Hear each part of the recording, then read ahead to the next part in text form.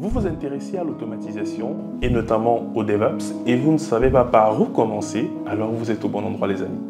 Si vous êtes dans le domaine de l'IT, vous devez absolument vous lancer dans cette nouvelle discipline qui vous permet d'être beaucoup plus productif en entreprise et d'apporter beaucoup plus de valeur. Car vous allez être à même, si vous êtes développeur, d'automatiser la production de votre application, la compilation et aussi la livraison de vos releases. Et si vous êtes opérationnel, vous serez capable de déployer beaucoup plus rapidement et automatiquement des infrastructures, des serveurs et faire directement les mises en réseau ainsi que les updates. Donc grosso modo, vous êtes au bon endroit pour pouvoir upgrade au niveau de vos compétences dans l'IT.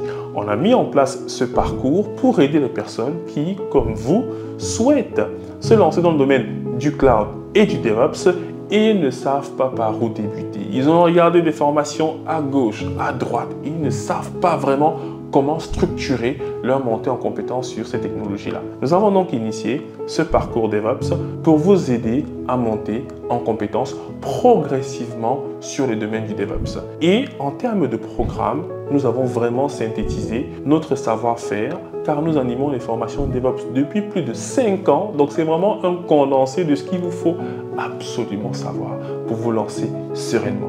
Dans un premier temps, on commence avec les bases, les foundations, où on vous apprend notamment à utiliser Linux et Git pour pouvoir versionner votre code. C'est très important. Linux pour pouvoir travailler sur un système d'exploitation et Git pour pouvoir versionner votre code. Ensuite, on passe aux microservices qui vont vous apprendre notamment à créer vos premiers conteneurs, à déployer vos applications sur des architectures microservices parce que c'est la solution que les entreprises sont en train d'adopter pour héberger leurs différents workloads. Dans la troisième partie, on passe à l'automatisation.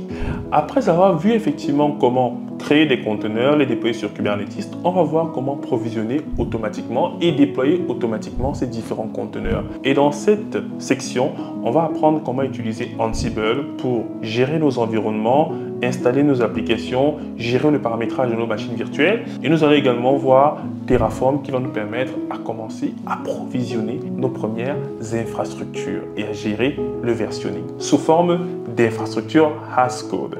Ensuite, dans la quatrième partie, on va voir un peu le cloud parce qu'il y a un lien intime entre le DevOps et le cloud parce qu'en gros, il faut pouvoir scaler beaucoup plus facilement, il faut pouvoir avoir des infrastructures élastiques et bien sûr que l'on paye uniquement en fonction de la consommation. C'est pour ça que nous devons apprendre le cloud. Donc ça, c'est pour la partie 4. Ensuite, dans la partie 5, nous allons vraiment rentrer dans les aspects DevOps, Pipeline, CI/CD. C'est à ce moment-là que nous allons maintenant mettre tout ensemble. On a vu comment effectivement on peut builder notre application, la tester, la compiler, la publier. Ensuite, on a vu comment provisionner des infrastructures et déployer nos applications dessus. On va maintenant voir comment automatiser toutes ces étapes-là, de la production de l'application jusqu'à son déploiement. Et dans ce sens-là, on utilisera les outils les plus populaires, en l'occurrence Jenkins, GitLab, CI et même AWS DevOps.